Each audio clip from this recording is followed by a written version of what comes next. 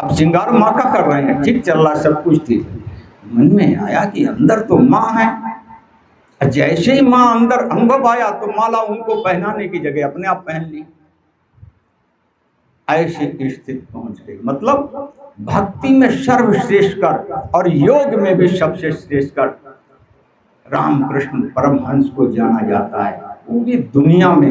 या तो कोई भक्ति में गया या कोई योग में गया। ऐसे संसार में परमात्मा की प्राप्ति करने वाले बहुत होते हैं, असंख्य होते हैं, लेकिन जो योग में भी हो और भक्ति में भी सर्वश्रेष्ठ हो, ये परमहंस रामकृष्ण के जीवन से आता है। लेकिन जानते हो, इतना सब कुछ होने के बावजूद अंतिम समय में कैंसर का रोग बन गया था। क्यों? अब ये तो जीव अपने कर्म का भोग तो सदा लिए घूमता है हमेशा साथ में, चाहे दुख रूप में हो चाहे सुख रूप में हो, ये मिलता ही है। अब इनको जब कैंसर हो गया तो कैंसर से पीड़ित थे। भक्तगण आए तो उन्होंने कहा कि गुरुदेव, माँ तो आपकी हर बात सुनती हैं, ये जो कैंसर का रोग है ये माँ से कह दो, वो दूर कर देंगी। जानते हो क्या जवाब दिया इन्होंने? पहला जवाब था कि माँ को तो सब मालूम है। इसका मतलब अपना दुख भगवान से नहीं कहना, दूसरे का दुख जरूर कहते हैं। जैसे कोई शिष्य का दुख हो, चाहे कांटे ही लगा हो, और उस इन्हें मालूम हो गया कि यार हमारे शिष्य को कांटा लग गया है, तो तुरंत बोले राम राम राम राम, हे माँ उसके कष्ट को दूर करे, तुरंत अपने आप मुंह से निकलेगा। लेकिन अपना दुख किसी से नहीं कहते हैं, जो भक्त शिरोमणि बोलते हैं। अपना दुख किससे कहें? जो अंदर है वही तो सर्वत्र व्याप्त है, जिसे सब कुछ मालूम है। अब पता नहीं हमको वो दुख दे रहे हैं, हमारा उसी में कल्याण है, हमारा उसी में उद्धार है। हमको सुख दे रहे हैं तो भी ठीक है, हमारा उस सुख से उद्धार है, हमारा उस सुख से कल्याण है। इसलिए माँ से एक नहीं कहा, लेकिन दूसरे के दुख को कभी भी संत महात्मा नहीं जरूर कहते हैं। और अपना दुख किसी से नहीं कहते हैं, भगवान से भी नहीं। एक बार तो सुदामा जी के जीवन में यही आया, दरिद्रता इतनी बढ़ गई कि जिसका कोई वर्णन नहीं हो सकता है। एक साड़ी पहने थी, जब संत गए इनके यहाँ, 4 संत गए दर्शन करने के लिए सुदामा जी का, इसलिए गए कोई संत जानते थे कि चारों वेदों का जानने वाला, 6 शास्त्र पुराण का जानने वाला अगर कोई इस समय विद्वान है तो वो सुदामा जी है। दुनिया नहीं जानती थी, संत जानते थे। अब जब वो गए वहां तो देखा जाए कि इनकी जो पत्नी थी तो एक साड़ी में इतने प्यूंदे लगे थे जिसका कोई वर्णन नहीं हो सकता। एक संत दूसरे संत से कहने लगे कि देखो, जो चारों वेदों का ज्ञाता है और भगवान कृष्ण का सबसे बड़ा जो आज के समय पे उपासक है, उसकी पत्नी देखो कितना दुखी है। ये जो भक्ति की पराकाष्ठा होती है।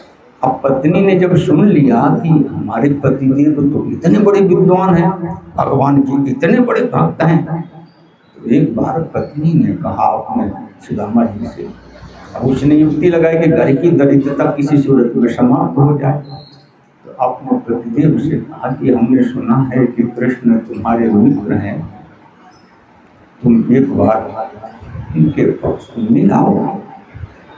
ये नहीं कहा कि तुम चले जाओ कुछ उनसे मांग लाना, क्योंकि धर्म पत्नी सुदामा जी की होती है। मांगने की वृत्ति नहीं होती है, देने की वृत्ति होती है। हमेशा देने की वृत्ति रहती है संत महात्माओं की, मांगते नहीं, अपने लिए कभी नहीं कुछ मांगेंगे। तो कहने लगी कि चले जाओ मिलाओ, बहुत दिन हो गए मिले नहीं आओ। तो उन्होंने कहा कि जाऊँ, चलो ठीक है, भगवान तुम कहती हो तो मैं चला जाता हूँ, लेकिन खाली हाथ नहीं जाना चाहिए, कुछ लेके जाना चाहिए। तो उन्होंने कहा कि ठीक है, मैं करती हूँ इंतजाम। तो जिसके घर में ये काम करती थी सुदामा जी की पत्नी, देखिए भगवान की भक्ति कैसे होती है, दुख में भी जो भगवान का होता है, भगवान उसके लिए क्या नहीं करते हैं, चाहे सुख हो चाहे दुख हो, भगवान का होते रहो। वो जिसके यहाँ काम करती थी उससे कहा कि बहन कुछ दे दो, हमारे पति जी कहीं जाना चाहते हैं। उसने कहा कि अभी धान जो कूट रही थी ना, उसी को कहा तुम भूले ले। अब ये तो तत्व ज्ञानी थी, इसने कहा ठीक है, जो ये दे रही है वही हमारे लिए सर्वोपरि होगा। वो ले लिए धान, घर में आए, कूटे, उनको बनाया चावल। अब जो भगवान के लिए चावल धान कूट के बनाएगा, भगवान उसको कितना चाहते होंगे विचार करना। वो कूट ली थी उनको, अब उन्हें क्या पता था वो इतना बड़ा राजा बने हुए हैं। कूट ली थी तो पोटली ली उन्होंने और चल दिए तो भगवान का स्मरण करते हुए चले, सब कुछ भूले ईश्वर। क्योंकि भक्त का यही होता है कि हे परम पिता परमेश्वर, तुम्हारे चरण हमें कभी भी न भूले। हनुमान जी जैसे जा रहे थे ना, लंका में जा रहे थे, कार्य कर रहे थे, लेकिन बार बार रघुवीर समारी, बार बार यही भगवान का स्मरण हो रहा है कि नहीं हो रहा, भगवान का स्मरण हो रहा है कि नहीं हो रहा, बार बार 20 बार गोस्वामी जी ने दिया है कि जब तक लंका जलाई नहीं तब तक हनुमान जी के एक ही मन में हुआ करता था कि प्रभु जी हृदय में है कि नहीं, प्रभु जी हृदय में है कि नहीं, प्रभु जी हृदय में है कि नहीं, यही हमेशा रहता रहा और फिर काम करते रहे। ऐसे ही सुदामा जी के मन में यही था कि प्रभु जी स्मरण करते चल गए। भगवान अंतर्यामी, भगवान ने देखा कि मेरा भक्त आ रहा है, नंगे पैर हैं, उनकी भी धोती ऐसी थी जैसी, चल दिए, थक गए, एक वृक्ष के नीचे लेट गए, थके हारे थे, सो गए। भगवान ने योग माया से उनको तुरंत जैसे इनकी आंख खुली तो द्वारिका में थी। कितना अच्छा, भगवान को सब जानते हैं, एक वे दरबान सब कुछ हुआ। और जब भगवान से मिलने गए, भगवान तो व्याकुल थे इनसे मिलने के बगैर, क्योंकि सुदामा जी की पत्नी का जो प्रेम था, जो चावल उन्होंने दिए थे, उन चावलों की वजह से, और सुदामा जी भी भगवान के ऐसे ही उन्होंने सुना कि सुदामा आए, भाग पड़े हुए मिले, गए, सब कुछ ठीक हो गया। अब एक तरफ रानियों की लाइन लगी, 16,108 जिसी की रानियां, उसका कुछ वर्णन हो सकता है, कितना ऐश्वर्य होगा, कितना वैभव होगा। और जब ये गए हैं, भगवान ने जानते हो क्या किया, इनके चरण धोने के लिए, क्योंकि ब्राह्मण के चरण धोना चाहिए, ब्राह्मण के चरण, संतों के चरण धोकर के घर में छिड़कना चाहिए पहले, फिर उस घर में कभी कोई कमी नहीं आती है। और जो ऊपरी चक्र होते हैं ये सब गायब होते हैं, दिखते ही नहीं हैं। तो ब्राह्मण के चरण धोकर के, ये परंपरा है हमारे धर्म शास्त्रों की। अब जैसे ही भगवान ने उनका चरण लिया, अब जितनी रानियां थीं, जितना जो ऐश्वर्य वैभव था, करिए एक ब्राह्मण और इस तरीके का कपड़े पहने हुआ है, ज्ञान में कुछ कोई वेद मंत्र उच्चारण नहीं कर रहे हैं, ये चरण धो रहे हैं, वो वेद मंत्र भी उच्चारण नहीं कर रहे हैं, ऐसी स्थिति है। लेकिन भगवान ने जब उनके चरण धोए, और चरण धोए ही नहीं हैं, अपने चरण भी धो रहे थे और अश्रुधारा भी बह रही थी। अश्रुधारा किस तरह की थी जानते हो? अश्रुधारा भगवान के अश्रु किस लिए निकल रहे थे? चलो भक्त के तो इसलिए निकलते हैं, अब ईश्वर प्रेम होता है, भगवान के अश्रुधारा कैसे निकल रहे थे? जो प्रेम भक्त करता है, भगवान के लिए एक आंसू बहाता है, भगवान उसके लिए 60 आंसू बहाते हैं। हमारे धर्म शास्त्र का प्रणाम है। एक बार कोई भगवान का नाम लेगा, भगवान उसका 60 बार नाम लेते हैं। तो सुदामा जी तो रामा जी थे, इन्होंने भगवान के अश्रुधारा से मुख्य रूप से, क्योंकि भगवान की अश्रुधारा और उनका चरण हुआ करता था और फिर गंगा जल होता था जिससे वो धो रहे थे। तो ये जो परंपरा, ये जो क्रिया है, भगवान भक्त को कभी नहीं भूलते, किसी भी हालत में नहीं भूलते। और वो चावल की कहानी तो सब जानते ही हो। जिस समय चावल उन्होंने कहा कि भाभी ने कुछ भेजा होगा तो हमको, अब ये सोचने लगे कि कहाँ इसका इतना बड़ा राज्य बांट। पहले तो दोस्त था हमारा, हम एक जैसे रहते थे गुरुकुल में, तो कहाँ हम कहाँ ये, अब मैं इसको क्या दूँ? और सेब हो, केला हो, फल फूल हो, मिठाई हो तो देते हुए अच्छे लगे। अब ये चावल किस काम के कैसे दूँ? ये संकोच में, क्योंकि ये जीव के भाव होते हैं, संकोच में आना ये जीव भाव है। जैसे पोटली है, भगवान ने कहा दो तो तुरंत सहर्ष उठाओ और भगवान को अर्पित करो। भगवान को बहुत अच्छा लगता है, क्योंकि भाव, सुंदर भाव भगवान को अच्छा लगता है, संसार को अच्छा लगता है। सुंदर भाव से ही तो सुख मिलता है, आपको भी मिलेगा, दूसरे को भी मिलेगा। जब संकोच आ गया, तुरंत उन्होंने जैसे ही पोटली ली, एक मुट्ठी खाई, भगवान ने एक लोक दे दिया। अब ये बात तो रुक्मिणी को मालूम थी, रुक्मिणी जी को, और किसी को नहीं मालूम थी। रानियां तो बहुत थी, लेकिन जो भगवान के उसमें रहता है उसी को ये सब कुछ प्राप्त होता है। दूसरा दिया, दूसरा खाया, दो लोग दे दिए। तो ये जो भगवान की क्रिया होती है ना, जो भगवत प्रेम होता है, ये प्रेम एक ऐसा होता है जिसका वर्णन नहीं हो सकता, और यही सच्चा सुख इस जीव का होता है। जैसे भक्ति है, तीन चीजें वेदों में आई हैं। पहला है अनुष्ठान। अनुष्ठान का मतलब यह होता है कि जैसे 80,000 जो मंत्र हैं, 80,000 मंत्र ये कहते हैं कि अनुष्ठान करो। जैसे ब्राह्मण का भोजन है, कीर्तन है, सत्संग है, पूजा है, पाठ है, संतों का आवागमन है, हवन है, ये सारे कार्य 80,000 मंत्र यानी अनुष्ठान में जाने चाहिए। और फिर भगवान की भक्ति, जैसे जो भगवान की भक्ति सुदामा जी ने की, सुमित्रा जी ने की, कौशल्या जी ने की, महाराज दशरथ जी ने की, ये जो भक्ति भगवान की होती है, इसके 16,000 मंत्र ये करना चाहिए।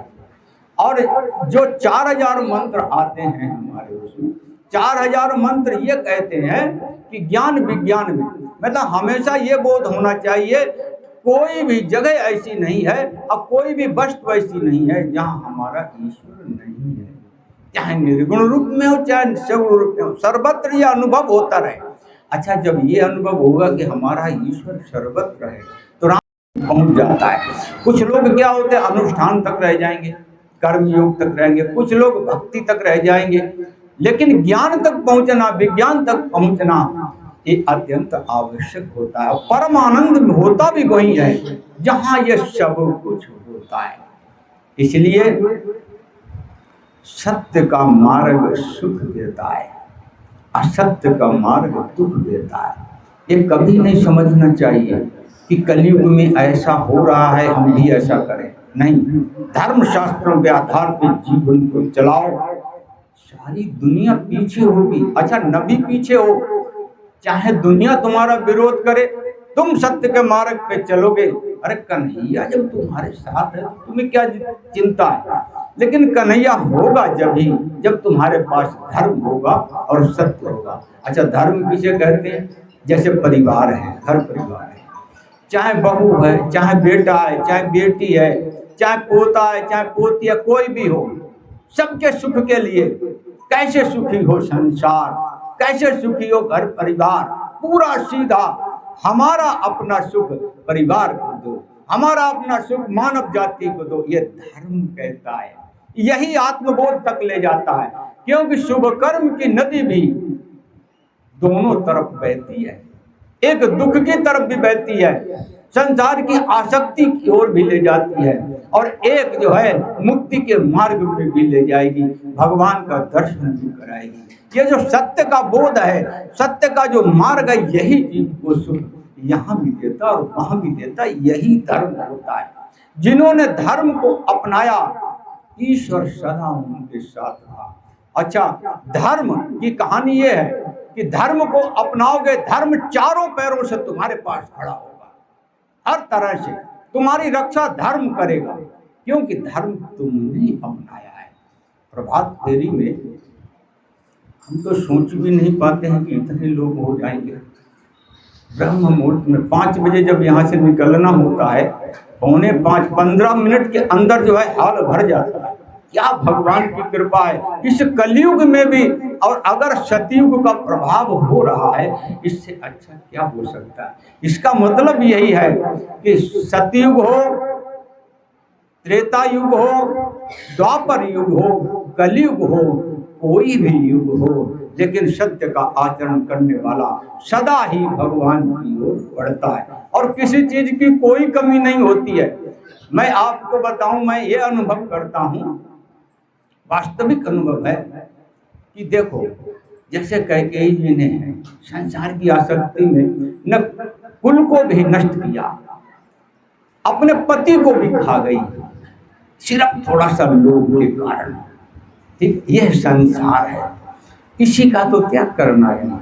इसी संसार में रहते हुए हमको ये देखना है कि जब हमारे से सुखी हो लोग, तो हम क्यों किसी को दुख देंगे। तुरंत मर्यादा का ध्यान आ जाएगा, ये तो रघुकुल की मर्यादा है कि बड़े को राज्य देना, हम क्यों अपने पुत्र के लिए मांगे। बस बात धर्म होगा तो अपने आप आ जाएगा, कुछ करना नहीं पड़ेगा। धर्म आएगा कहाँ से। धर्म का मतलब यही है कि संत महात्मा विद्वान, इनका जब तक सत्संग नहीं होगा, संत का आचरण नहीं होगा, तब तक हमारे पास धर्म कैसे आ सकता है। क्योंकि धर्म तो जहाँ मिलता है वहीं मिलेगा, और अधर्म जहाँ मिलता है वहाँ अधर्म मिलेगा। संसार में चले जाओ, जहाँ देखो संसार की बातें हो रही हैं, लेकिन कोई जगह ऐसे जब भगवान की चर्चा भी हो रही, भगवान की चर्चा को मन में लाओ, धर्म अपने आप बढ़ेगा। और इतना ही नहीं, एक बात और भी समझ लेना, समय से रहते हुए कार्य जो भी करोगे, जैसे मनुष्य शरीर है, अब इसमें रहते हुए शुभ कर्म की ओर प्रेरित हो जाओगे तो सब कुछ अपने आप आने लगता है। संसार तो अपने आप आता है, भगवान की ओर चलना पड़ता है। बस इतना काम करना होता है, अपने आप सब होता चला जाता है। संसार के लोग कहते हैं तो बड़ा चतुर है, अपना काम कर रहा है। अरे अपना काम नहीं कर रहा, भगवान उसका काम कर रहे हैं, क्योंकि वो भगवान से जुड़ा हुआ है, भगवान उसका ध्यान रखते हैं। तो इसी तरह से सत्य का मार्ग, धर्म का मार्ग अपनाओ। और हमारी आप लोगों से सबसे ज्यादा निवेदन ये है कि वो समय याद करो कि एक समय ब्रह्म मुहूर्त में जब हम लोग स्नान कर रहे होंगे और स्नान करके अपने भगवान का स्मरण कर रहे होंगे, प्रभात फेरी के लिए जा रहे होंगे, क्योंकि प्रभात फेरी में जब यहाँ से जाते हैं तो भगवान नाम उच्चारण करते हुए जाते हैं। जो सोए होते हैं उनके कान में भी आवाज पड़ती, जागे होते हैं उनके कान में भी आवाज होती। और प्रभु जी का कार्य है ये कि ब्रह्म मुहूर्त में इस कार्य को करना। ये संस्कार तुम कैसे बना रहे हो? ये क्या ऐसे बन जाता है? नहीं, आपने चाहा, आपने समझा, एक संस्कार बना, एक संस्कार बना। ये संस्कार जानते हो, किसी भी योनि में चले जाओ। जैसे अब मान लीजिए हमसे अच्छे कर्म नहीं हो पा रहे हैं, अब हमको मनुष्य शरीर दोबारा नहीं मिला, तो हम जिस योनि में भी जाएंगे, चाहे कौवा बने, चाहे कुछ भी बने, लेकिन ये संस्कार हमारा ऐसा प्रबल होगा कि एक न एक दिन भगवान से हमको मिला देगा। हम भी सुखी, संसार भी सुखी।